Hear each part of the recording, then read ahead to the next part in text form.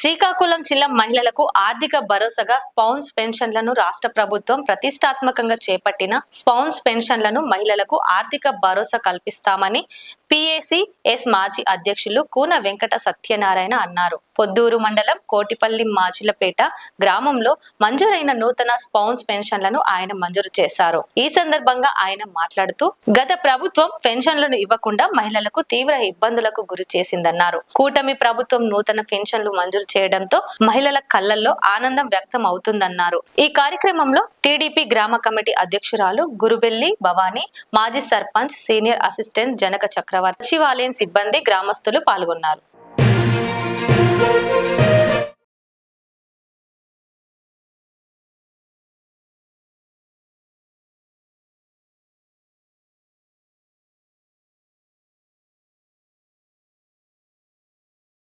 వస్తుంది ఓకేనా.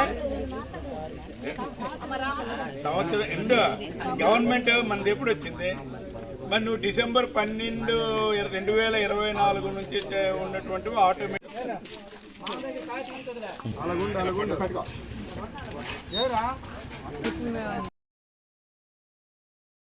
లైక్ చేయండి, షేర్ చేయండి, సబ్స్క్రైబ్ చేయండి. మరిన్ని వీడియోల కోసం బెల్ సింబల్ పై క్లిక్ చేయండి.